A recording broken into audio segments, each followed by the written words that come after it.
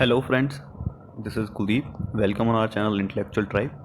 और आज हम रोज़ की तरह इंडियन एक्सप्रेस न्यूज़पेपर का एनालिसिस करने वाले हैं। आज हमारे सामने एक्सप्लेन पेज होगा। इकोनॉमिक पेज का एक बहुत बढ़िया सा आर्टिकल है TLTRO को लेके, और एडिटोरियल पेज से भी हमारे सामने आर्टिकल्स होंगे और उन सबको हम डिस्कस करेंगे। और आपको बेसिक अंडरस्टैंडिंग है वो इन सब आर्टिकल्स से क्लियर हो जाएगी। और आई होप कि आपको इसके बाद में इन टॉपिक्स को किसी को भी समझाने में या फिर कहीं भी आंसर राइटिंग में या फिर इनसे रिलेटेड कोई भी क्वेश्चन है उसे सॉल्व करने में कोई इशू नहीं रहेगा। तो चलिए शुरू करते हैं हमारे पहले आर्टिकल के साथ में एक्सप्लेन पेज से। तो पहला आर्टिकल है हमारा इस चीज़ को लेके कि जो असिम्टोमेटिक लोग हैं वो इन्फेक्शन कितना फैला सकते हैं, उनके जो इन्फेक्शन फैलाने की रेट है वो क्या है, और उससे हम कैसे बच सकते हैं उसको लेके क्या स्टडीज़ हैं। इसको लेके एक क्लियर एनालिसिस दिया है इंडियन एक्सप्रेस ने अपने एक्सप्लेन पेज के अंदर, और इसके अंदर आपको सारा डेटा इन्फॉर्मेशन मिल जाएगी। और आप किसी से भी बात कर रहे हैं या किसी को भी अवेयर कर रहे हैं तो आप इन चीज़ों को लेके बात कर सकते हैं। इसके अलावा आपको इसकी इंपॉर्टेंस देखने को मिलेगी हमारी जो इकोनॉमी है उसे रिवाइव करने में, क्योंकि जब हम जो वर्कर्स हैं उनको वापस इंडस्ट्रीज़ में बुलाएंगे तो उनमें से कई असिम्टोमेटिक होंगे। तो हमें पता होना चाहिए कि असिम्टोमेटिक केसेस में क्या रिएक्शन हो रहा है, कैसे ये वायरस रिएक्ट कर रहा है, क्या इसका इन्फेक्शन रेट है, या फिर क्या ये ट्रांसमिट हो भी रहा है या नहीं हो रहा। सबसे पहली बात तो यही पता होनी चाहिए। तो ये सब हम इस आर्टिकल के अंदर समझने की कोशिश करेंगे। तो इस फियर की वजह से ये आर्टिकल पब्लिश हुआ है कि असिम्टोमेटिक लोगों की वजह से क्या इन्फेक्शन फैल रहा है। तो इस पे ICMR का क्या कहना है। ICMR का कहना ये है कि इस वायरस से इन्फेक्ट होने वाले 80% लोग अपने सिम्टम्स नहीं दिखाएंगे। तो 80% बहुत बड़ा नंबर होता है। अब यहाँ पे ICMR ने एक और बात कही है कि जो RT-PCR टेस्ट है हमारे साथ में, RT-PCR टेस्ट होता है reverse transmission polymerase chain reaction. ये टेस्ट HIV में भी काम आता है। और इस टेस्ट की खास बात मैं आपको समझा देता हूँ। वो आपको बेसिकली इस इमेज को देख के, जो ख़राब सा इमेज रहेगा उसको देख के समझ आ जाएगा, थोड़ा कॉपरेट कीजिएगा। ये एक RNA का स्ट्रक्चर है इस, और ये सॉरी पहला वाला RNA है, और पहला वाला DNA और दूसरा वाला RNA है। तो आपको RNA के अंदर सिंगल स्ट्रैंड देखने को मिलेगा और DNA के अंदर आपको डबल स्ट्रैंडेड हेलिकल स्ट्रक्चर देखने को मिलेगी। अब जो हमारा कोविड-19 है, जो कोरोना वायरस, वो सिंगल स्ट्रैंडेड RNA वायरस है। इसकी वजह से रिवर्स ट्रांसक्रिप्शन करना पड़ता है आपको, और रिवर्स ट्रांसक्रिप्शन की वजह से RNA को DNA में कन्वर्ट किया जाता है, ट्रांसक्रिप्ट किया जाता है, और इस वजह से इस टेस्ट में बहुत ज़्यादा टाइम लगता है। तो आपको ये चीज़ आपको समझ में आ गई होगी। उसके बाद में यहाँ पे जो पॉजिटिव केसेस हैं उसी में आप RT-PCR लगा सकते हो। जो असिम्टोमेटिक केसेस हैं जो भी, उनके बारे में आप बिल्कुल भी इंफॉर्मेशन RT-PCR के थ्रू नहीं दे पाएंगे, क्योंकि असिम्टोमेटिक केसेस में ये आपको पॉजिटिव ही नहीं बताएगा। तो ये इस टेस्ट का एक फ्लॉ है या फिर आप कहें कमी है। इसी वजह से इंडिया का जो स्ट्रेटजी है टेस्टिंग रेट में वो कम रखा है, ICMR का ऐसा कहना है, क्योंकि हम लोग जो पॉजिटिव केसेस हैं उन्हीं को इस टेस्ट के थ्रू चेक कर सकते हैं। तो इन्होंने जो सीमित रखा है, इस चीज़ को कंट्रोल रखा है कि हम सस्पेक्टेड लोग हैं जो डायरेक्ट कांटेक्ट में आए हैं उन्हीं लोगों को टेस्ट करें RT-PCR के तहत। और इन्होंने ऑल्टरनेटिव के लिए रैपिड टेस्टिंग किट का यूज़ किया। रैपिड टेस्टिंग किट का कॉन्सेप्ट मैंने आपको बताया था पिछले वीडियो में, अभी आगे मैं फिर से एक्सप्लेन कर दूंगा, तो आप बने रहिए। उसके बाद में ये कहते हैं रिसेंटली, ये जो पुराना 80% वाला स्टेटमेंट था उनका अप्रैल 20 का था, और अभी जो कल का स्टेटमेंट है उसमें इन्होंने कहा है कि हमें 69% केसेस ऐसे मिले हैं जहाँ पे असिम्टोमेटिक लोग हैं, और जो प्रीवियस 80% हमने बताया था वो सिर्फ एक स्टडी के बेस पे था। तो वो इतना ज़्यादा कॉन्क्रीट या फिर इतना ज़्यादा बढ़िया हम कह सकते हैं एविडेंस नहीं है। तो ये एक रिसेंट चेंजेस है, तो इसमें कुछ इतना इंपॉर्टेंट है नहीं देखने के लिए। अब यहाँ पे हमारे सामने एविडेंसेस क्या क्या है। तो एविडेंसेस के तौर पे हम लोगों को ये देखना पड़ेगा कि बल्क ऑफ द कंट्रीज़ हैं, जितनी भी जो ये रेस्ट ऑफ द नेशन है, जो ग्लोब में हमको डेटा देखने को मिल रहा है वो यही बताता है कि ज़्यादातर केसेस में उन्हें भी इन्फेक्शन उन लोगों में देखने को मिल रहा है जो असिम्टोमेटिक हैं, यानी वो सिम्टम्स नहीं दिखा रहे हैं कुछ भी, उनके अंदर स्नीजिंग नहीं हो रही है, कफ नहीं हो रहा है, फीवर नहीं हो रहा है, लेकिन वो इन्फेक्ट हो चुके हैं। तो ऐसा डेटा हमको ग्लोबली मिल रहा है। और उसके अलावा एक चाइनीज़ स्टडी है जो हमको बताती है 44% केसेस में जो डिजीज़ का इन्फेक्शन फैल रहा है वो असिम्टोमेटिक लोगों से फैल रहा है।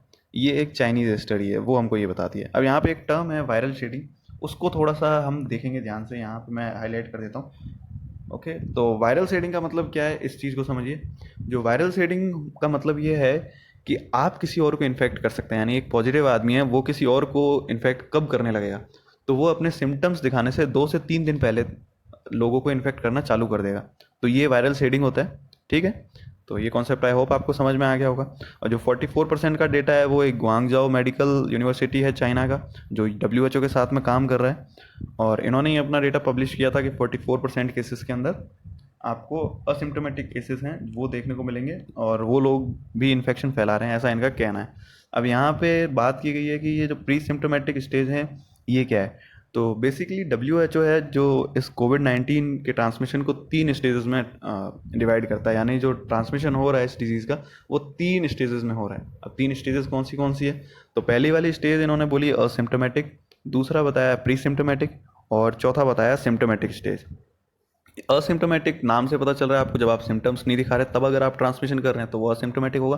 प्री सिम्टोमेटिक यानी जब आप सिम्टम्स दिखाने वाले हैं, हल्की खांसी हल्का हल्का हो रहा है तो उसको आप प्री सिम्टोमेटिक बोलेंगे, और जब आपको क्लियर सिम्टम्स दिख रहे हैं और उसके बाद आपसे ट्रांसमिशन हो रहा है वो सिम्टोमेटिक ट्रांसमिशन माना जाएगा। तो यहाँ पे जो प्री सिम्टोमेटिक ट्रांसमिशन है ये इसके बारे में लेके ज़्यादा फियर है लोगों को, जबकि जो हमारा अभी तक हमको जो पता चला है कि प्राइमरी जो ट्रांसमिशन का मोड है वो सिम्टोमेटिक लोग रहे हैं, यानी जिन लोगों को स्नीजिंग हो रही है, जो लोग कफ उनके गले में हो रहा है, तो वो लोग ज़्यादा इस वायरस को ट्रांसमिट कर सकते हैं। अभी तक की स्टडीज़ में हमारे सामने जो डेटा है वो हमको सिर्फ यही सजेस्ट करता है। बाकी दूसरे जो हैं असिम्टोमेटिक और प्री सिम्टोमेटिक, उसको लेके हमारे पास कोई कॉन्क्रीट डेटा नहीं है, तो ये चीज़ आपको जाननी पड़ेगी। उसके बाद में इन्होंने इंक्यूबेशन पीरियड की बात की है। इंक्यूबेशन पीरियड वो होता है कि जब आप इन्फेक्ट हो जाते हैं उसके बाद में अपना जो सिम्टम्स दिखाने में जो आप टाइम लगाते हैं उसे इंक्यूबेशन पीरियड बोलते हैं, जो यहाँ पे इन्होंने 5 to 14 डेज़ का बताया है। अब 5 to 14 डेज़ का आपका इंक्यूबेशन पीरियड हो गया। उसके बाद में इन्होंने बात की है प्री सिम्टोमेटिक केसेस की। तो प्री सिम्टोमेटिक केसेस के बारे में इन्होंने बताया है कि जब आपको सिम्टम्स अपीयर हल्के हल्के होने लगते हैं, या फिर अभी तक अपीयर नहीं हो रहे हैं लेकिन 2-3 दिन बाद आपको होने लगेंगे, इवेंचुअली मतलब आपको सिम्टम्स दिखाएंगी। असिम्टोमेटिक के अंदर तो आपको सिम्टम्स दिखाएगा ही नहीं और आप ठीक भी हो जाएंगे, और हो सकता है आप इन्फेक्ट ही रहें लेकिन आपको सिम्टम्स ना दिखाएं। लेकिन प्री सिम्टोमेटिक में आपको सिम्टम्स दिखाएगा और उससे इन्फेक्ट होने के चांसेस कितने हैं इस बारे में भी इन्होंने बात की है। तो WHO का कहना है कि यहाँ पे वायरस का जो फैलने की बात है ये हमको लेबोरेटरीज़ में तो देखने को मिली है कि हाँ असिम्टोमेटिक केसेस भी जो ट्रांसमिशन कर सकते हैं वायरस का, लेकिन प्रैक्टिकली जब हम देखते हैं कि क्या ऐसा हुआ है तो इसको लेके हमको कोई डॉक्यूमेंटेड डेटा हमको मिला नहीं है अभी तक। अब देखिए दोस्तों कि हम लोग इस वायरस से अभी जूझ रहे हैं, ये नया वायरस है हमारे लिए, तो हमको इसकी सारी इन्फॉर्मेशन नहीं है। हम इसके बारे में डेटा कलेक्ट कर रहे हैं, उसे स्टडी कर रहे हैं, तो कुछ भी कॉन्क्रीट बताना अभी तक हमारे लिए पॉसिबल नहीं है। तो डिफरेंट स्टडीज़ आपके सामने आएगी, आपको नए नए परसेप्शंस देखने को मिलेंगे, हाइपोथेसिस देखने को मिलेंगे, लेकिन जो आपको ज़्यादा साइंटिफिक लगे, जो आपको ज़्यादा सपोर्टिव लगे, आप उसकी तरफ ज़्यादा फोकस करेंगे।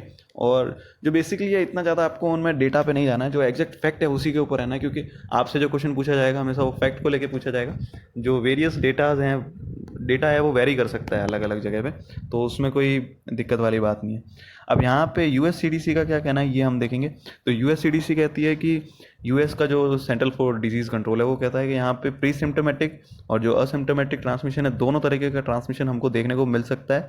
और इन्होंने वायरल शेडिंग को लेके एक चीज़ बोली है कि वायरल शेडिंग अभी नोन नहीं है कि आप इन्फेक्शन कब से शुरू कर सकते हैं, मतलब आप कब से फैलाना शुरू करेंगे, ये कुछ कॉन्क्रीट नहीं है कि आपको 2-3 दिन बाद में अगर सिम्टम्स दिख रहे हैं तो फिर आप 2-3 दिन पहले वाले लोगों को ही इन्फेक्ट करेंगे, उससे पहले वालों को आपने नहीं किया है। तो इस चीज़ को लेके US CDC की ये स्टेटमेंट हमको देखने को मिलती है यहाँ पे। और हमको एक चीज़ यहाँ पे देखने को मिलेगी कि जो SARS-CoV-2 है उसका डिटेक्शन कैसे होता है। इसके डिटेक्शन के लिए अपर और लोअर जो हमारा रेस्पिरेटरी ट्रैक्ट है वहाँ से सैंपल कलेक्ट किए जाते हैं और उसके बाद में उन्हें टेस्ट किया जाता है, जो थ्रोट है या फिर नोज़ल यानी आपकी नाक से या फिर गले के अंदर से। तो दोनों में से किसी एक जगह से सैंपल लिया जाएगा। तो गले के अंदर वाला जो आपका लोअर रेस्पिरेटरी ट्रैक्ट माना जाएगा और नोज़ल वाला आपका अपर रेस्पिरेटरी ट्रैक्ट माना जाएगा। और मैंने आपको बताया यहाँ पे कि ये एक RNA वायरस है, तो ये इसके लिए हमको RT-PCR टेस्ट करना पड़ता है जिसके अंदर रिवर्स ट्रांसक्रिप्शन होता है। ठीक है, तो यहाँ पे जो रोल है ट्रांसमिशन का वो हमको अभी तक कॉन्क्रीट नहीं है कुछ भी। ये हम एक चीज़ पक्का बोल सकते हैं कि हमारे सामने कोई भी कॉन्क्रीट डेटा नहीं है असिम्टोमेटिक और प्री सिम्टोमेटिक लोगों को लेके। जो सिम्टोमेटिक लोग हैं उनको लेके हम कॉन्क्रीट कह सकते हैं कि हाँ ये इन्फेक्ट कर सकता है, ये एक थ्रेट है जो इंडस्ट्रीज़ में अगर गया, अगर सिम्टम्स दिखाने वाला इंसान इंडस्ट्रीज़ में चला गया तो हो सकता है कि वहाँ पे सारे लोगों को, सारे वर्कर्स को वो इन्फेक्ट कर दे। लेकिन जो असिम्टोमेटिक है या फिर जो प्री सिम्टोमेटिक हैं, अगर ये लोग वायरस कैरी करते हैं और ये पोटेंशियल कैरियर होते हैं तो ये हमारे जो लॉकडाउन खुलने का हम जो टाइम वेट कर रहे हैं उसे शायद हो सकता है और ज़्यादा बढ़ा दें, अगर ऐसी स्टडीज़ ऐसा डेटा हमको देखने को मिलता है आगे। तो ये चीज़ इंपॉर्टेंस बताती है इस आर्टिकल की, वो आप समझेंगे। ठीक है, उसके बाद में आप एक अगला क्वेश्चन, कॉमन सा क्वेश्चन है, वो करेंगे कि कैसे एक इंसान असिम्प्टोमेटिक ट्रांसमिशन से बच सकता है। तो बेसिकली इसको लेके कोई अलग से ऑल्टरनेटिव नहीं है आपके पास में। आपको रेगुलर जो प्रैक्टिसेस है वही फॉलो करनी है। हैंड वॉशिंग है, उसके अंदर आपको मास्क पहनना है रोज़, और आपको सोशल डिस्टेंसिंग मेंटेन करनी है। जब तक कि आपको वैक्सीन नहीं मिल जाती तब तक आपको ये सारी चीज़ें फॉलो करनी ही पड़ेगी। अब यहाँ पे एक डॉक्टर का कहना है, India being a young country, हमारे यहाँ पे ज़्यादातर लोगों को सिर्फ एक पेन होगा, हल्का पेन होगा, फीवर होगा, और उन्हें पता भी नहीं होगा कि कोविड-19 उन्हें हुआ था और वो ठीक हो गए हैं। तो ये एक एम्स के डॉक्टर का कहना है।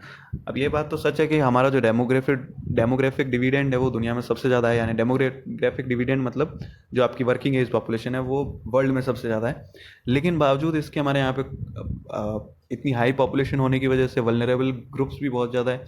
हमारे यहाँ पे ओल्ड एज वाले भी बहुत लोग हैं। लेकिन बात ये है कि वो नंबर परसेंटेज में छोटा दिखेगा, लेकिन अगर आप नंबर्स में जाएंगे तो वो आपको बड़ा दिखेगा। तो परसेंटेज वाइज अगर हम चीज़ों को देखेंगे तो हमको वो छोटी लगेगी। अब यहाँ पे एक चीज़, अगला क्वेश्चन हम ये पूछेंगे कि कितने दिन तक कोई इंसान किसी को इन्फेक्ट कर सकता है। तो अभी तक जो भी स्टडीज़ हुई है उसके अंदर यही पाया गया था। बेसिकली जो सब लोग ये कह रहे थे कि 14 दिन तक इनका जो इन्फेक्शन फैलाने का पीरियड है उसको 14 दिन माना गया था।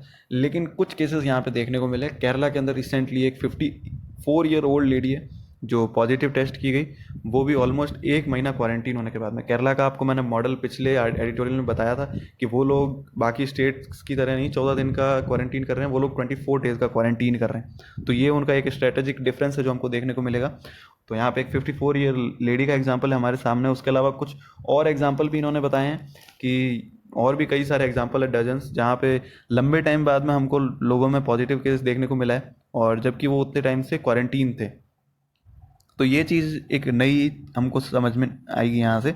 अब यूनियन मिनिस्ट्री है, उन्होंने कहा है कि जो पेशेंट्स हैं जिनके अंदर कम्युनिटी सर्वाइलेंस की बात है। अब जैसे केरला का केस लेते हैं हम, केरला के अंदर जो एक डिफरेंट सी चीज़ हमको देखने को मिलेगी वो कम्युनिटी सर्वाइलेंस की देखने को मिलेगी। वहाँ के लोग बहुत अलर्ट है। ग्राउंड एरिया पे लोगों ने विलेज कमिटीज़ बना रखी है। कोई भी अगर बाहर से आता है तो वो लोग इन्फॉर्म करते हैं अथॉरिटीज़ को।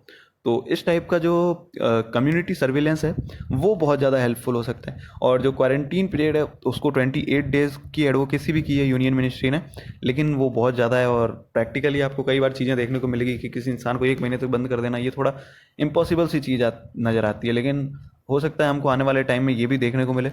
अब यहाँ पे एक और डेटा हमारे सामने है, वो लेंसेट इन्फेक्शन डिजीज़ स्टडी ने पब्लिश किया था लास्ट मंथ, और उन्होंने ये बताया कि जो डेथ्स हो रही है सिम्टम्स दिखाने के बाद में वो 17.8 डेज़ के बाद में हो रही है। यानी लगभग आप 18 दिन मान के चलिए, तो 18 दिन बाद में एक डेथ हो रही है अगर आपको सिम्टम्स दिखाए जा रहे हैं। और जो हॉस्पिटल से डिस्चार्ज होने का रेट है वो लगभग 25 दिन है। तो 25 दिन बाद में आप हॉस्पिटल से डिस्चार्ज हो जाएंगे अगर आप सिम्टम्स दिखा रहे हैं।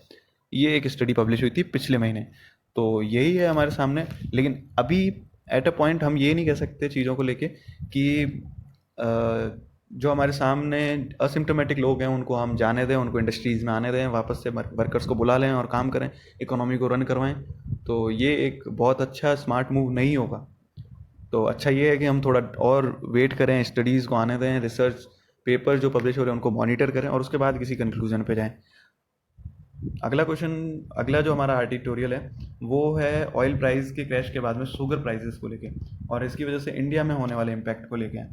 तो आपने ऑयल प्राइस के बारे में ज़रूर पढ़ा होगा, और अगर आपने नहीं पढ़ा है तो आप जाके वीडियोस देख सकते हैं, मेरे चैनल पे अवेलेबल है, और आपको सारा जो इसका बैकग्राउंड है वो समझ में आ जाएगा कि oil prices, WTI crude oil के प्राइसेस क्यों माइनस में चले गए, किस तरीके से ये इम्पैक्ट कर रहा है दूसरी इंडस्ट्रीज़ को, और क्या फ्यूचर जो कॉन्ट्रैक्ट्स हैं उनका क्या मतलब होता है। फ्यूचर कॉन्ट्रैक्ट्स आप बेसिकली थोड़ा समझ लीजिए, उससे आपको हेल्प मिलेगी अंडरस्टैंडिंग में। फ्यूचर कॉन्ट्रैक्ट्स वो होते हैं कि आप अगर मान लीजिए आप कोई भी बायर है या फिर मान लीजिए ट्रेडर हैं, दोनों में से कोई एक होंगे, आप तभी फ्यूचर कॉन्ट्रैक्ट खरीदेंगे कि हाँ मैं ऑयल की डिलीवरी लेना चाहता हूँ। और या फिर आप दूसरा वो इंसान हो सकते हैं जो ट्रेडिंग करते हैं, जो सामान खरीदते हैं बेचते हैं, जब जैसे सस्ते दामों पे आप चीज़ें ट्रेडिंग में खरीद लेते हैं कि आपको लगता है 2 महीने बाद में ऑयल महंगा होने वाला है, और आप 2 महीने पहले उससे खरीद लेंगे, लेकिन 2 महीने बाद कोविड-19 हिट करता है और आपकी जो प्रेडिक्शंस है, आपकी स्पेकुलेशंस है वो फेल कर जाती है, तो आप ट्रेडर होंगे वो वाले। तो यहाँ पे जो WTI में हमको क्रैश देखने को मिला वो ट्रेडर्स, मेनली ट्रेडर्स की वजह से देखने को मिला। जो ट्रेडर्स ये एस्टिमेट लगा के चल रहे थे कि उनको अच्छा प्राइस मिलेगा मई के कॉन्ट्रैक्ट्स का, वो हुआ नहीं।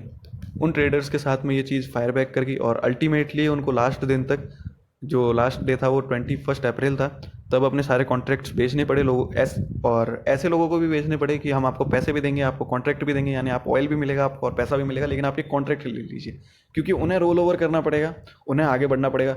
और अदरवाइज दूसरा चीज़ ये हो जाएगा उन ट्रेडर्स के साथ में कि उनको ऑयल की डिलीवरी लेनी पड़ेगी। तो जो बायर है वो तो ऑयल की डिलीवरी फिर भी ले सकता है, लेकिन जो ट्रेडर है या फिर मेरे जैसा इंडिविजुअल ट्रेडर है, कोई ट्रेडिंग करता है WTI मार्केट के अंदर ऑयल, WTI ऑयल की, तो वो कैसे डिलीवरी लेना चाहेगा। इसी वजह से आपको नेगेटिव प्राइसेस देखने को मिले।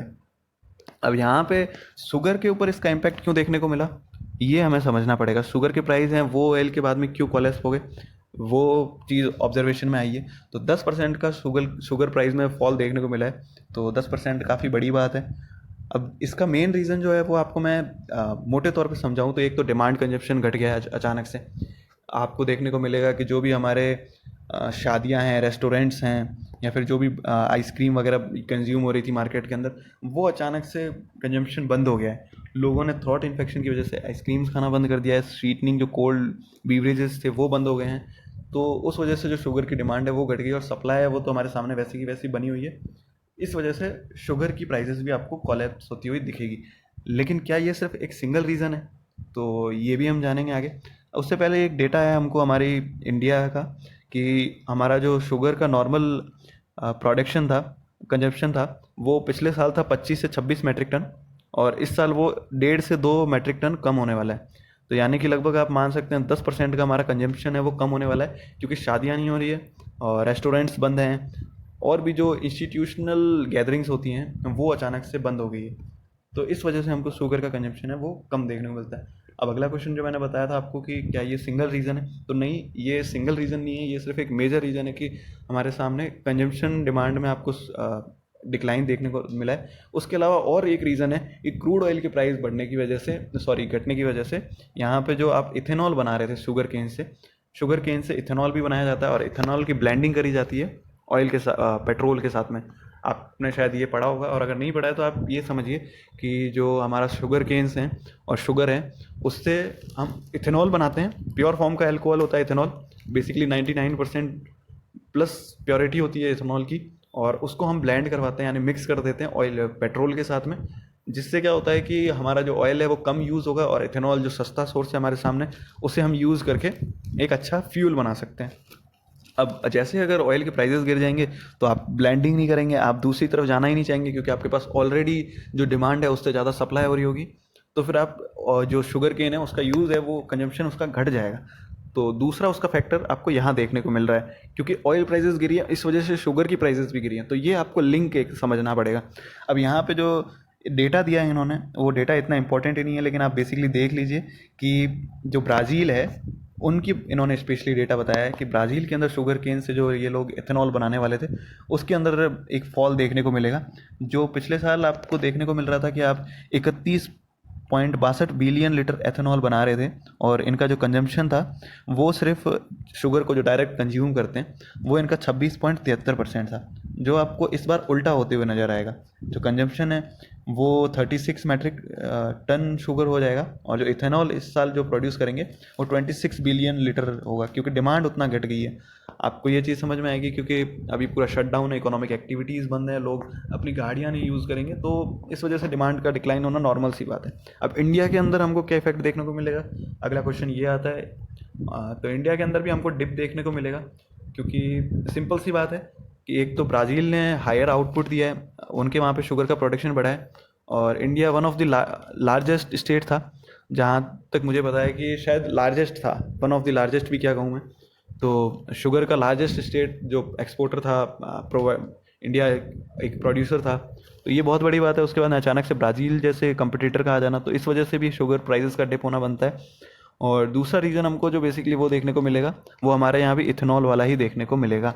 यहाँ पे जो एक्सपोर्ट था हमारा, वो एस्टिमेट किया गया था 5.5 से 6 मैट्रिक टन का। इसमें से हम 3.8 मैट्रिक टन का कॉन्ट्रैक्ट ऑलरेडी ले चुके थे, और 3 मैट्रिक टन तो हम शिप भी कर चुके थे, ऐसा इन्होंने बताया है अपनी इसके अंदर। और इन्होंने जो रियलाइजेशन वैल्यू बताई है वो करीबन 2300 से 2450 के बीच में बताई है। 2300 से 2400 पर क्विंटल शुगर की वैल्यू जो इन्होंने बताई है, एक्सपोर्ट होने वाले शुगर की वैल्यू। अब ये हमारे लिए कुछ इतनी इंपॉर्टेंट है नहीं। यहाँ पे जो करंट जो डिक्लाइन है ऑयल की प्राइसेस से, उससे हैम्परिंग देखने को मिलेगी। उसका मेजर रीज़न तो सीधा आपको इथेनॉल से कनेक्ट करना है। इथेनॉल की आपको अगर बात समझ में आ गई है कि हम इथेनॉल बनाते हैं शुगर केन से, और इसी वजह से अगर इथेनॉल नहीं बनेगा तो कंजम्पशन कम हो जाएगा और ब्लेंडिंग नहीं हो रही है, ये इसका बेसिक रीज़न है। ये आपको यहाँ से समझ में आएगा। अब क्या ये जो सिचुएशन है वो कैन फार्मर्स को किस तरीके से रिएक्ट करेगी, तो ये हमको समझना पड़ेगा। पहली बात तो जो कैन फार्मर्स हैं वो हमको मेजॉरिटी देखने को मिलेंगे यूपी के अंदर और महाराष्ट्र के अंदर। इनकी पेमेंट्स जो होती है उसका एक कॉन्ट्रैक्ट होता है महाराष्ट्र के अंदर, तो वो खैर मैं बताऊंगा तो काफ़ी लंबा वीडियो हो जाएगा, लेकिन एक कॉन्ट्रैक्ट होता है। इसको लेके काफ़ी कंट्रोवर्सी भी बनी रहती है कि किस तरीके से इनकी पेमेंट की जाए, और टाइमली पेमेंट के लिए काफ़ी कंट्रोवर्सी आपको देखने को मिलेगी। तो यूपी के अंदर जो अभी आउटस्टैंडिंग है, तो वो रफली लगभग जितना इन्होंने खरीदा है उसका आधा आउटस्टैंडिंग, यानी 32,000 करोड़ का इन्होंने शुगर खरीदा है, उसमें से 16,000 करोड़ ही इन्होंने पे किया है। तो ये यूपी के अंदर का डेटा मिलेगा आपको। अब यहाँ पे गवर्नमेंट एक नई स्कीम लाई है कि जो फार्मर्स यहाँ से इनसे जो क्विंटल में शुगर्स ले सकते हैं पेमेंट के बदले में, लेकिन वही लोग जो विलिंगली फार्मर है, जो चाहते हैं वो खुद से मर्जी से, ऐसा नहीं कि आप सबको दे रहे हैं ज़बरदस्ती, लेकिन जो विलिंगली फार्मर्स हैं उनको पेमेंट की जगह पे शुगर दे दी जाएगी। 3 महीने की किस्त, 3 महीने का जो किस्त है उसके बदले में 1 क्विंटल शुगर दे दिया जाएगा अगले 3 महीने तक, ऐसा बोला है इन्होंने। ऐसा ही कुछ महाराष्ट्र ने भी अपने यहाँ लाने की कोशिश की है, लेकिन महाराष्ट्र का जो डिफरेंस है वो उतना ज़्यादा नहीं है। इनका जो टोटल ड्यू था वो 12,500 करोड़ का था, उसमें से इन्होंने 11,500 लगभग दे दिया है, तो इनका जो ड्यू है वो लगभग 1,000 करोड़ का ही है। तो इंडस्ट्री के ऊपर इम्पैक्ट आना तय है, ये चीज़ तो हमको समझ में आएगी, और केन फार्मर्स हैं वो थोड़ा हिट होंगे। इसके लिए गवर्नमेंट को थोड़ा अलग से एफर्ट डालने पड़ेंगे। ये एक चीज़ आपको यहाँ से ऑब्जर्व करने को मिलेगी कि आपको किन किन सेक्टर पे फोकस करना है। अगर मान लीजिए आपके सामने एग्रीकल्चर सेक्टर पे जो इम्पैक्ट आने वाला है उसको लेके कोई क्वेश्चन आ जाता है, तो आप ये चीज़ मेंशन कर सकते हैं कि शुगर केन्स, जो शुगर केन प्रोड्यूसर हैं उनके ऊपर क्या इम्पैक्ट आएगा। तो वो चीज़ आप लिंक कर पाएंगे एग्ज़ाम के अंदर। और उसके बाद में एक जो नेक्स्ट क्वेश्चन है वो हमारे सामने ये है कि क्या जो दूसरे एग्री कमोडिटीज़ हैं, कमोडिटीज़, उनके ऊपर क्या इम्पैक्ट आ रहा है एग्री कमोडिटीज़ में। तो जो एग्री कमोडिटीज़ एथेनॉल बनाने के काम आती है, जिसके अंदर कॉर्न हो गया या फिर जो दूसरे कैरल्स हैं, पाम ऑयल है, उसके ऊपर इम्पैक्ट आपने देखने को मिलना है यहाँ पे, क्योंकि ये भी इथेनॉल बनाने के काम आते हैं। और ऑयल के प्राइसेस अगर गिर जाएंगे तो इथेनॉल का प्रोडक्शन ही हमको नहीं करना पड़ेगा, तो ऑब्वियस सी बात है कि इनकी प्राइसेस भी फॉल करेगी, और इनमें भी आपको प्राइस फॉल देखने को मिला है आप जब ऑब्जर्व करेंगे मार्केट के अंदर। तो ये कुछ एग्जांपल्स हैं जो आप अपने आंसर राइटिंग में मेंशन कर सकते हैं। अगर आपसे एग्रीकल्चरल इम्पैक्ट पूछा जाए कोविड-19 का, तो आप उसके अंदर ये चीज़ें मेंशन करेंगे। अब अगला आर्टिकल है हमारे सामने एक्सप्लेन सेक्शन के अंदर, वो एक राइटर हैं जो प्रोफेसर हैं यूनिवर्सिटी ऑफ मैनचेस्टर की, उनका है, और उन्होंने एक चीज़ लिखी है कि हम जो ग्रीन जोन ला रहे हैं उसकी जगह पे हमको ग्रीन वर्कर पूल तैयार करना चाहिए। तो ग्रीन वर्कर पूल और ग्रीन जोन ये क्या चीज़ है, इसको हम देखेंगे। तो बेसिकली गवर्नमेंट ऑफ इंडिया ने जो इकोनॉमिक एक्टिविटीज़ हैं उनको रिवाइव करने के लिए एक चीज़ प्लान की है कि जो हम रिवाइवल करेंगे वो 3 जोन में बांट के करेंगे। पहले जो भी एरियाज़ हैं उनको 3 जोन में बांटा जाएगा। पहला होगा ग्रीन, ऑरेंज और रेड। तो ग्रीन, ऑरेंज और रेड के अंदर हम डिवाइड करेंगे। ग्रीन वाला वो एरिया होगा जहाँ पे 28 डेज़ के अंदर कोई भी इन्फेक्शन या फिर कोई भी पॉजिटिव पेशेंट नहीं देखने को मिला है। ऑरेंज वाला जहाँ पे बहुत कम पेशेंट आपको देखने को मिले हैं, और रेड वाला जोन होगा उसके अंदर आपको बहुत ज़्यादा पॉजिटिव केसेस देखने को मिलेंगे। ये एक अप्रोच है जो गवर्नमेंट ऑफ इंडिया अपनाने वाली है, लेकिन इसको लेके कुछ डाउट रेज कर रहे हैं ये बीना अग्रवाल जो एडिटोरियल जिनका है, जो आर्टिकल जिनका पब्लिश हुआ है इन्होंने कुछ और सजेस्ट किया है, उसको भी हम आगे जानेंगे। अब गवर्नमेंट का प्लान ये है कि हम इन तीनों जोन में से सबसे पहले ग्रीन जोन्स को खोलें, और ग्रीन जोन्स के बाद हम ऑरेंज जोन पर शिफ्ट करेंगे, और उसके बाद में हम धीरे धीरे हमारा जो पूरा कवर अप है उसको अच्छे से देखेंगे कि हाँ हम इकोनॉमी को रिवाइव करने के लिए और क्या क्या डिसीजंस ले सकते हैं। अब यहाँ पे बीना अग्रवाल का कहना ये है कि आप इस तरीके से अगर खोलने वाले हैं तो फिर आपको एक चीज़ और देखनी पड़ेगी जो हमने पहले आर्टिकल के अंदर डिस्कस किया, असिम्टोमेटिक ट्रांसमिशन। असिम्टोमेटिक और प्री सिम्टोमेटिक ट्रांसमिशन को फिर भी आप छोड़ दीजिए, आप असिम्टोमेटिक ट्रांसमिशन का डेटा इन्होंने इसमें लिया है कि चाइना का जो डेटा इन्होंने बताया कि असिम्टोमेटिक ट्रांसमिशन का 44% है। तो अगर 44% इनका डेटा है और दिल्ली के अंदर भी हमको 25% ऐसे केसेस देखने को मिलते हैं जो असिम्टोमेटिक हैं, अगर ये लोग इंडस्ट्रीज़ में वापस पहुंच गए तो क्या होगा? तो आपका जो लॉकडाउन था वो पूरा फेल हो जाएगा। तो इसके लिए इनका जो सजेशन है वो ये है कि हम ग्रीन जोन बनाने की बजाय ग्रीन वर्कर पूल बनाएं। अब ग्रीन वर्कर पूल है वो कैसे होगा और उसका क्या बेनिफिट होगा, उसके लिए आपको एक और एग्जांपल इन्होंने बताया कि बद्दी टाउन है हिमाचल प्रदेश के अंदर, वहाँ पे फार्मा हब्स हैं। अब फार्मास्यूटिकल कंपनीज हैं, उनका रोल अचानक से बढ़ जाएगा इस क्राइसिस के अंदर, तो आप उनको शट डाउन नहीं कर पाएंगे। और यही हो रहा है यहाँ पे, रेड जोन में होने के बावजूद आपको फार्मा कंपनीज को चलाते रहना पड़ेगा। तो ऐसे में भी जो ग्रीन जोन का आइडिया है ये फेल होता हुआ नजर आएगा। अब जो दूसरी अप्रोच इन्होंने बताई है ग्रीन वर्कर पूल क्रिएट कैसे करें, तो सबसे पहले तो ये बोलती हैं कि ग्रीन वर्कर पूल क्रिएट करने का फ़ायदा क्या है वो हम समझेंगे। ग्रीन वर्कर पूल से हमारा जो इन्फेक्शन रेट है वो हम बिल्कुल कम कर देंगे इंडस्ट्रीज़ के अंदर। लॉकडाउन को चलते रहने के बावजूद भी हम इंडस्ट्रीज़ को चला पाएंगे, ये इनका कहना है कि ग्रीन वर्कर पूल तैयार कर देंगे तो हम। और हमको ये जोन बनाने से जो एसेंशियल एरियाज़ हैं, जो हमारा जो एक सप्लाई चेन का कॉन्सेप्ट होता है कि आपको एक चीज़ यहाँ से सप्लाई होगी, तो हो सकता है कोई चीज़ आपको रेड जोन से मिलने वाली है, ग्रीन जोन के अंदर आप उसको बनाने वाले हैं, लेकिन अगर सप्लाई नहीं होगी वहाँ से रेड जोन से, तो आप ग्रीन जोन में क्या करेंगे, उसका खाली ग्रीन जोन के वर्कर्स को तो आप तब तब काम करवा पाएंगे ना जब आपके पास में रेड जोन से वो सामान सप्लाई होकर आएगा। तो ये भी कहा इन्होंने कि जो ये जोन है ये हमको बनाने नहीं पड़ेंगे, हम हमारी जो सप्लाई चेन है वो भी हैम्पर नहीं होगी, और हम सिर्फ ग्रीन वर्कर पूल तैयार करें तो हमारे लिए ज़्यादा बेहतर हो सकता है। और तीसरा इन्होंने जो एडवांटेज बताया है वो है कि हाउसिंग फैसिलिटीज़ जो कई कॉरपोरेट या कई कंपनीज़ नहीं प्रोवाइड करवा सकती, कि आप अगर जैसे इंडस्ट्री शुरू कर रहे हैं तो आप हॉस्टल फैसिलिटीज़ दे देंगे अपने वर्कर को, तो उसकी जो प्रॉब्लम है उससे भी हम दूर हो जाएंगे अगर हम इसको अपनाते हैं, जो ये ग्रीन वर्कर पूल का तरीका इनका। तो ग्रीन वर्कर पूल के तरीके में इन्होंने बताया है कि जो भी हमारे जो वर्कर्स हैं उनको हम पहले तो डिटेक्ट करेंगे कौन सी इंडस्ट्री है, उसके अंदर हमको कौन से लोग हैं उनकी सबसे ज़्यादा ज़रूरत है, और फिर हम उनके टेस्टिंग करेंगे RT-PCR टेस्ट के थ्रू। और RT-PCR टेस्ट के थ्रू टेस्टिंग करने के बाद में अब इसमें भी फ्लो है, आपको ये समझना पड़ेगा कि RT-PCR टेस्ट 100% सक्सेसफुल नहीं है, क्योंकि ये पॉजिटिव केसेस जो सिम्टोमेटिक हैं उन्हीं को डिटेक्ट कर पा रहा है। तो फिर इसके बदले में ये एक सजेशन देती है कि रैपिड टेस्टिंग, आप जो रैपिड टेस्ट किट्स आप यूज़ करने वाले हैं, जो एंटीबॉडी आपके बॉडी के अंदर चेक करती है, आपके ब्लड सेल्स के अंदर से सैंपल लेने के बाद में उनकी एंटीबॉडीज़ उनके अंदर है या नहीं है, इस चीज़ को चेक किया जाता है कि कोविड-19 के अगेंस्ट आपके अंदर इम्यूनिटी जनरेट हुई है या नहीं हुई है।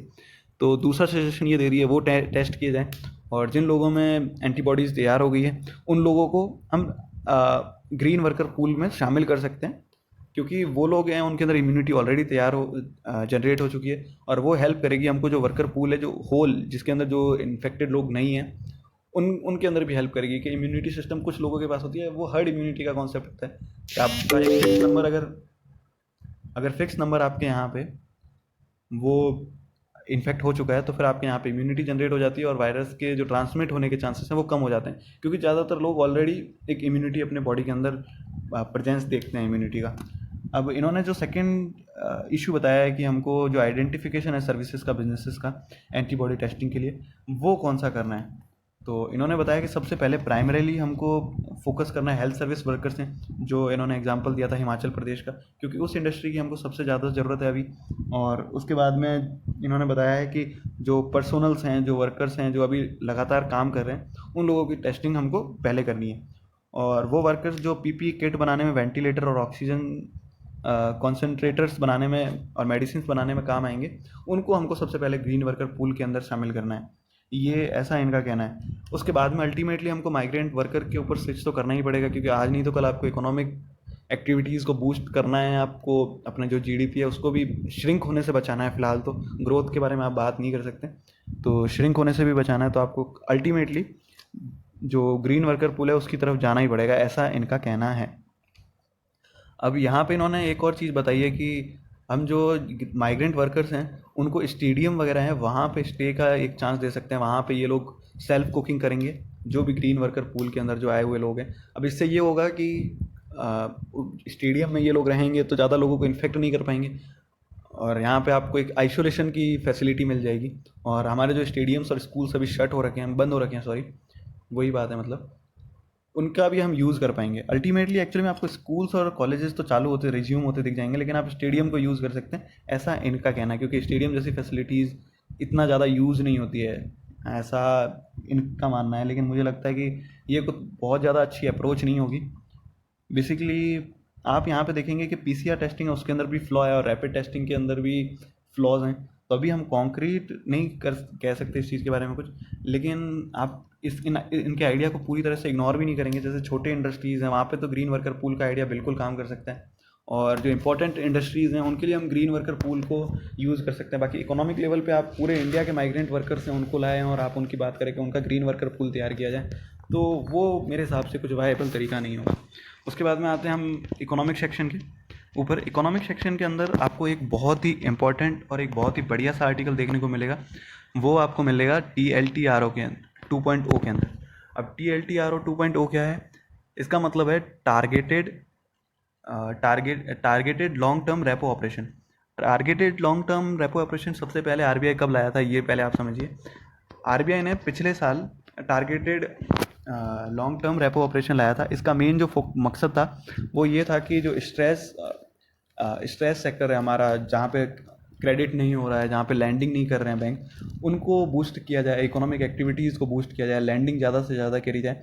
तो इसके लिए इन्होंने लंबे टाइम के लिए बैंकों को लोन देने की बात की। आरबीआई बैंकों को लोन देता है और बैंकों का पैसा जमा करता है, ये बात आपको शायद पता होगी, और नहीं पता है तो आप समझिए कि रेपो रेट का जो कॉन्सेप्ट है वो शॉर्ट टर्म के लिए बेसिकली, लेकिन इन्होंने जो नया कॉन्सेप्ट लाया है ये LTRO का, ये लॉन्ग टर्म के लिए लाया है, जो कि 1 से 3 साल के लिए। तो ये एक नई चीज़ है जो LTRO के अंदर आपको देखने को मिलेगी। अब LTRO आपके लिए इंपॉर्टेंट है यहाँ पे, बाकी दूसरी चीज़ें जो इंपॉर्टेंट होगी उसके बारे में आपको अलग से बोलता चलूँगा।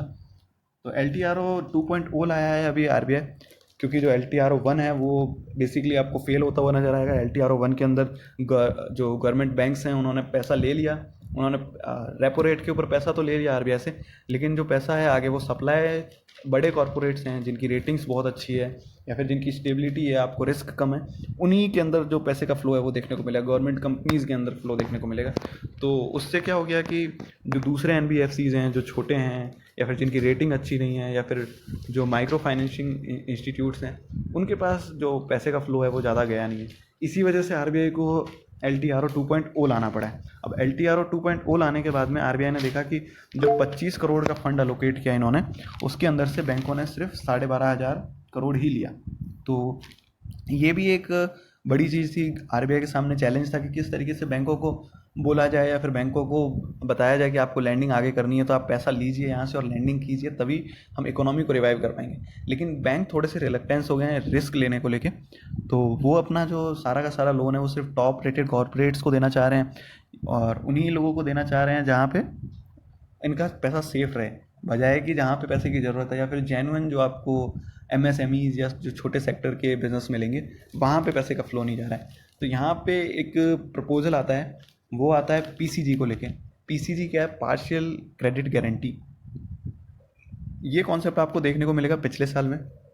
अब PCG स्कीम के अंदर बेसिकली आपको एक चीज़ समझनी है कि यहाँ पे जो बैंकर्स और जो बोरोवर्स हैं उसके पीछे एक थर्ड पार्टी सपोर्ट आता है बोरोवर्स को लेके, कि एक पार्शियल सपोर्ट दिया जाता है बैंकिंग इंडस्ट्री को कि हाँ हम लोग इन्हें सपोर्ट कर रहे हैं और इतना % तक जो इनका लोन है उसकी गारंटी हम लेते हैं रिटर्न करवाने की। तो यहाँ पे ये जो PCG स्कीम है ये गवर्नमेंट लाई थी और उससे थोड़ा सा बूस्टअप देखने को मिला था लैंडिंग के अंदर, और ऐसे ही PCG स्कीम्स को अभी लाने की बात की जा रही है। तो आरबीआई ने अभी जो LTRO 2.0 लॉन्च किया है इसके अंदर कुछ चेंजेस लॉन्च किए हैं। इन्होंने बताया है कि जो हम 50,000 करोड़ दे रहे हैं आपको, उसमें से आपको 10% है वो आपको MFIs को देना है। अब MFIs क्या है? माइक्रो फाइनेंसिंग इंस्टीट्यूट्स हैं, जिसके अंदर नाबार्ड आएगा, सिडबी आएगा, small and industrial development bank of India, और तीसरा है NHBs, नेशनल हाउसिंग बैंक्स हैं, वो आएंगे। तो MFIs को इन्होंने 10% देने की बात की है। इसके अलावा इन्होंने जो नॉन बैंकिंग फाइनेंशियल कंपनीज़ हैं जिनकी जो साइज़ है, असेट साइज़ आपको 500 करोड़ से नीचे देखने को मिल रही है, तो 500 करोड़ से नीचे देखने को मिलेगी, उनके अंदर 15% तक की लैंडिंग देखने की बात की। यानी जो 50,000 करोड़ का लोकेशन हो रहा है बैंकों को LTRO 2.0 के अंदर, इसमें से 15% जो आपको लैंडिंग है वो आपको ऐसे NBFCs को करनी है जो 500 करोड़ से कम के साइज़ के हैं, और उसके बाद में जो 5,000 करोड़ से 500 करोड़ के बीच में लाए करते हैं NBFCs, वहाँ पे आपको 25% की लैंडिंग करनी है। तो आरबीआई अपनी तरफ से एफर्ट कर रहा है कि पैसा है वो उन NBFCs को मिले जहाँ पे थ्रेट ज़्यादा है हमारे सामने, लेकिन बैंक्स थोड़े से रिलक्टेंस हैं आपको, तो ये इस वजह से आरबीआई को अलग अलग मेजर्स लेने पड़ रहे हैं लगातार में। और आप एक चीज़ और देखेंगे यहाँ पे कि आरबीआई है उसने बोला है बैंकों को, NBFCs को और जो MFIs हैं इनको कि आप मॉरेटोरियम पीरियड दीजिए जो भी लोग हैं उनको आप थोड़ा सा रिलैक्सेशन दीजिए कि जो आप पेमेंट लेने वाले हैं, जो भी आपने लोन दिए हुए हैं उनकी, उसमें आप छूट दे देंगे इंटरेस्ट पे करने को लेके 3 महीने की। तो 3 महीने का मॉरेटोरियम आरबीआई ने तो इंस्ट्रक्ट कर दिया एनबीएफसीज और बैंक को लेके, लेकिन जो बैंकों ने लोन दिया है एनबीएफसीज को, वो बोलते हैं ऐसा कि हम एनबीएफसीज को मॉरेटोरियम नहीं देंगे, हम एनबीएफसीज को ये छूट नहीं देने वाले हैं। तो अब आपको ये बात समझनी पड़ेगी कि अगर एनबीएफसीज खुद आगे से पैसा ना लें, वो आगे किसी लोगों से कलेक्शन ना करें, लेकिन उन्हें वो पैसा चुकाना है बैंकों को, तो ये उनके लिए भी एक डिफ़िकल्टी हो जाएगी, डिफ़िकल्ट सिचुएशन क्रिएट हो जाएगी।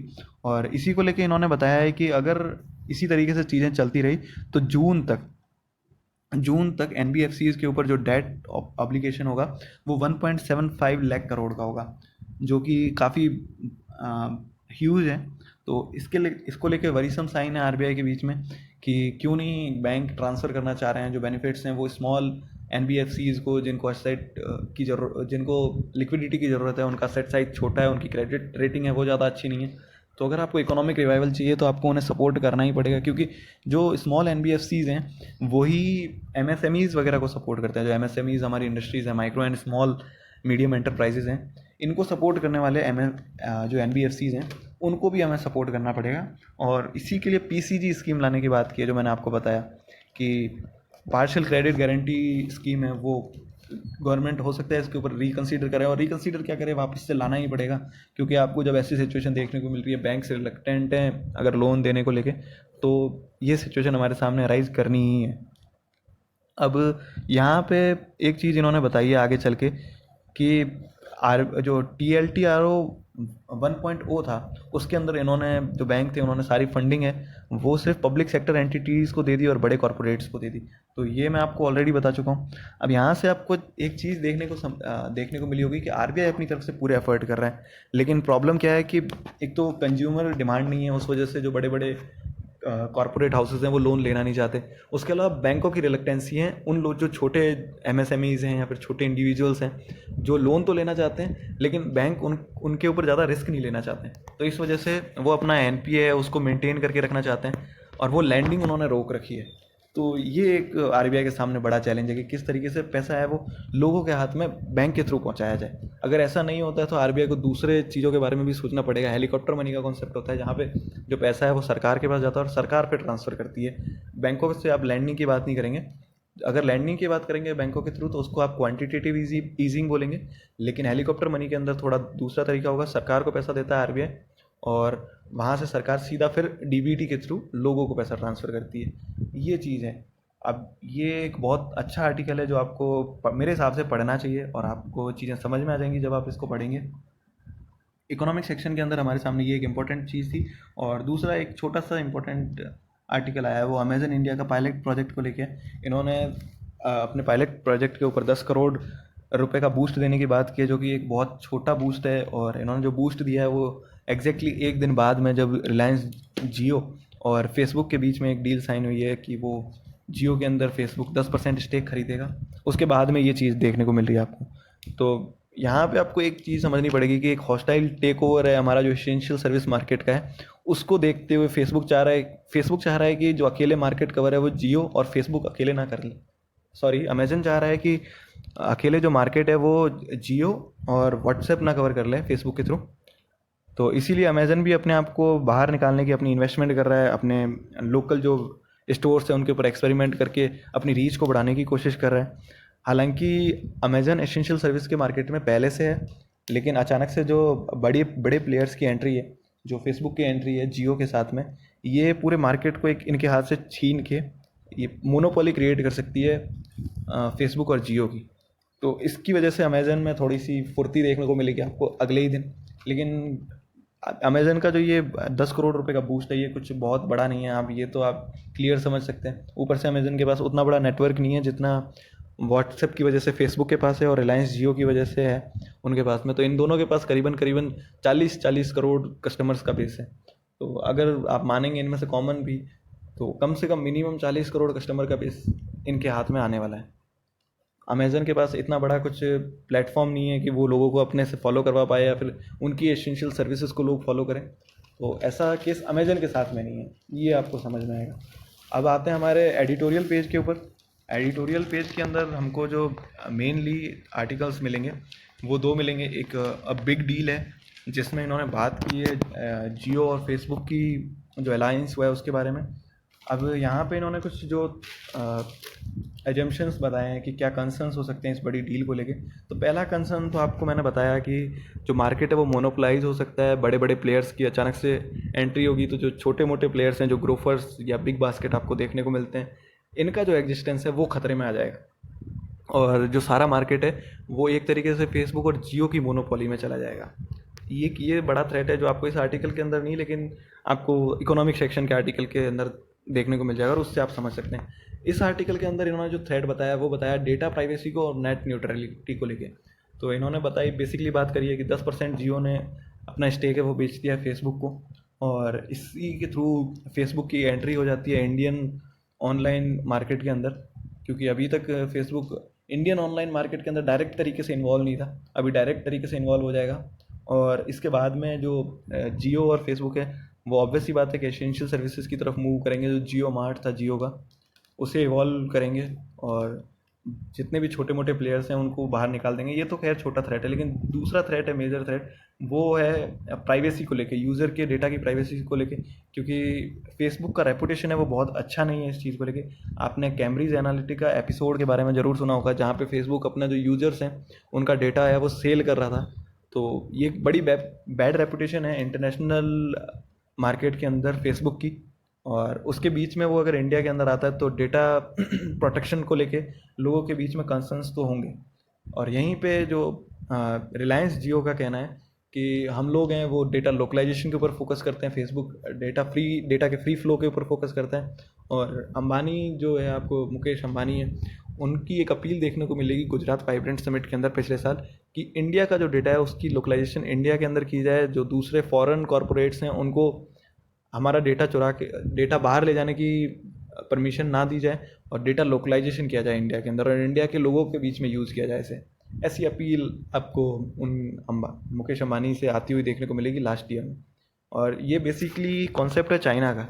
चाइना में भी ऐसा ही होता है। अलीबाबा जो कंपनी है आपने सुना होगा, उसको प्रोटेक्शन मिलता है स्टेट की तरफ से और वो अपना डेटा लोकलाइजेशन करवाते हैं। इवन वहाँ पे जो दूसरे फेसबुक गूगल वगैरह हैं वो अलाउ भी नहीं है। तो कई बड़े बड़े कॉरपोरेट्स हैं जिनको चाइना में अलाउ तक नहीं किया जाता है और इसी वजह से उनके जो डेटा है वो प्रोटेक्ट रहता है। लेकिन वो स्टेट के पास होता है, यानी सरकार उसे ओन करती है और सरकार जब डेटा ओन करती है तो आपकी प्राइवेसी को थ्रेट तो रहेगा। तो चाइना के अंदर आप ये नहीं कह सकते कि थ्रेट नहीं है, लेकिन यहाँ पे हमारा कॉन्सेप्ट अलग रहेगा कि एक प्लेयर के हाथ में जब सारा डेटा चला जाएगा तो उसके बाद में जो हमारा डेटा प्राइवेसी है उसको लेके जो कंसर्न है उसको इस एडिटोरियल में बताया गया है इन्होंने। और एक अगला जो आर्टिकल है वो हमारे सामने सिक्योरिंग द फाइटर्स। अभी रिसेंट आपने शायद न्यूज़ पढ़ी होगी, इंडियन एक्सप्रेस में ही पब्लिश हुई थी कि चेन्नई के एक डॉक्टर हैं, उनकी डेथ हो जाती है और उनके जो लास्ट जो राइट्स हैं उनको प्रैक्टिस करने के लिए उनकी जो फैमिली है वो इकट्ठा होती है और उनके ऊपर अटैक होता है। तो ये चीज़ें हमको देखने को मिल रही है हमारे कंट्री में, कंट्री वाइड देखने को मिल रही है। खैर ये चीज़ें चेन्नई में डॉक्टर्स की फैमिली के ऊपर अटैक हो या फिर एयर इंडिया स्टाफ था उनका बॉयकट हो कॉलोनीज़ के द्वारा, जो RW था उनके द्वारा, या फिर इंदौर के अंदर हेल्थ वर्कर्स हैं उनके ऊपर अटैक हो। तो इस टाइप की चीज़ें हमको देखने को मिल रही है जो कि काफ़ी गलत हैं। और एज ए सोसाइटी हमको थोड़ा सोचना पड़ेगा कि हम किन वैल्यूज़ को एम्ब्रेस करते हैं, किन वैल्यूज़ को हम समझते हैं। हालांकि गवर्नमेंट ने अभी इसको नॉन बेलेबल ऑफेंस बता दिया है और 6 महीने से 7 साल तक की सज़ा हो सकती है अगर आप ऐसा करते हैं तो ये एक बहुत अच्छा मूव है जो यूनियन गवर्नमेंट ने लाया है ऑर्डिनेंस के थ्रू। लेकिन एज एन सोसाइटी भी हमको इस चीज़ के बारे में कंसर्न रहना पड़ेगा कि हम पेंडेमिक के टाइम में एक साथ में लड़ने की जगह पे इन चीज़ों के ज़्यादा वल्नरेबल होते जा रहे हैं। तो हमको ह्यूमन हिस्ट्री भी यही समझाती है कि जब भी पेंडेमिक फैला है तो लोगों का जो सबसे गंदा बिहेवियर होता है, जो वर्स्ट बिहेवियर है, वो आपको पेंडेमिक के टाइम में बाहर आता हुआ देखने को मिलेगा। और वही आपको अभी देखने को मिल रहा है। जो हेल्थ वर्कर्स पे अटैक है ये उसका एक क्लियर कट एग्जाम्पल है। अब यहाँ पे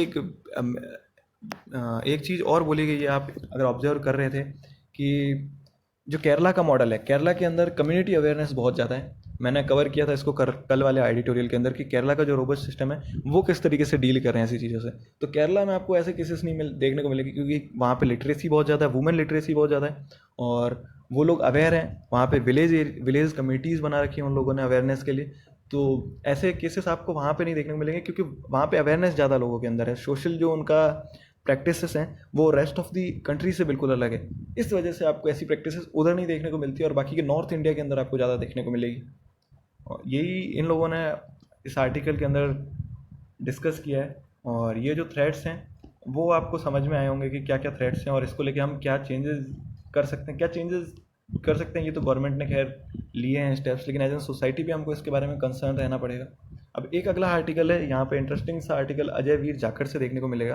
पहले आप इनका बैकग्राउंड थोड़ा सा देखेंगे। ये भारत कृषि समाज के चेयरमैन है, यानी ये एग्रीकल्चर साइड है उसको थोड़ा सा रिप्रेजेंट करते हैं।